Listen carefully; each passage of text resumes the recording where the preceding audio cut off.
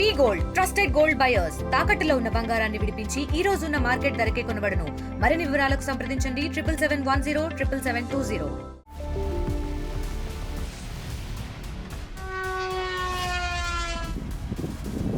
ఓవైపు Russia Ukraine war, మరోవైపు Israel Iran మధ్య యుద్ధంతో ప్రపంచం అల్లకల్లోలంగా మారుతోంది. ఈ ఉద్రిక్తతలు మూడో ప్రపంచ యుద్ధ భయాన్ని రేకెత్తిస్తున్నాయి.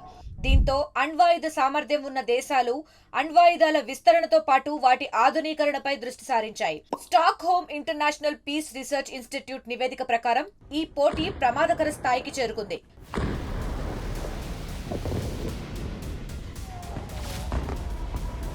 ప్రపంచ దేశాల మధ్య అణ్వాయుధ పోటీ తీవ్రతరమైంది. మూడో ప్రపంచ యుద్ధ భయంతో ఆయా దేశాలు తమ అణ్వాయుధాలను పెంచుకుంటున్నాయి.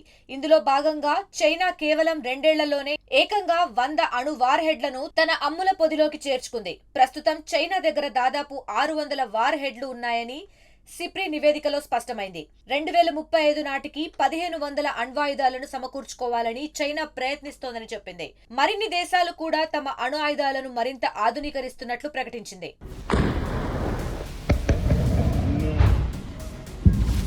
2025 జనవరి నాటికి ప్రపంచవ్యాప్తంగా 12,121 అణ్వస్త్రాలు ఉన్నట్లు సిప్రి రిపోర్ట్లో తేలింది.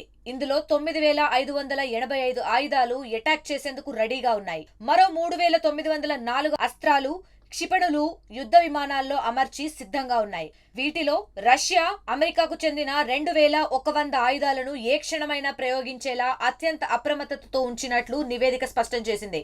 ఇక చైనా సైతం తొలిసారి అణ్వస్త్రాలను ప్రయోగానికి సిద్ధంగా ఉంచింది.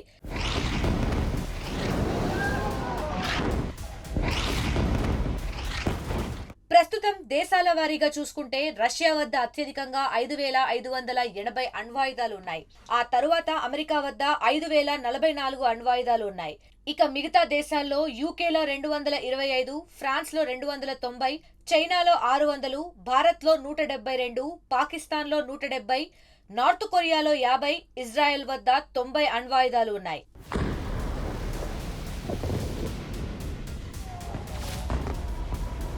ప్రపంచవ్యాప్తంగా ఉన్న అణ్వస్త్రాల్లో 90% రష్యా, అమెరికాకు చెందినవే.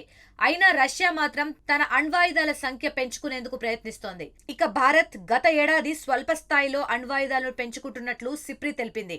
అటు ఇజ్రాయెల్ కూడా తన అణ్వస్త్ర సామర్థ్యాన్ని ఆధునీకరిస్తోంది. ఈ క్రమంలోనే డిమోనాలో ఉన్న ప్లూటోనియం ఆధారిత రియాక్టర్లను అప్గ్రేడ్ చేస్తోంది.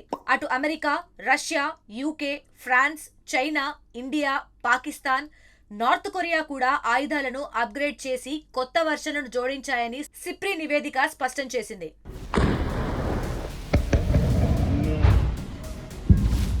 ప్రస్తుత అణ్వాయుధ పోటీ, యుద్ధ భయం ప్రపంచ శాంతికి ముప్పుగా మారుతున్నాయి. 1945లో హిరోషిమా, నాగసాకిలో జరిగిన విషాదం మళ్లీ జరగకుండా ఉండేలా చూసుకోవాల్సిన అవసరం ఉందని నిపుణులు చెప్తున్నారు.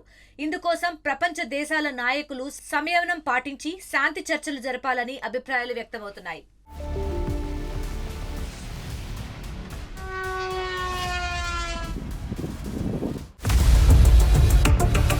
ఇండియా పాకిస్తాన్ తాజా అప్డేట్స్ కోసం డౌన్లోడ్ చేసుకోండి RTV లైవ్ యాప్.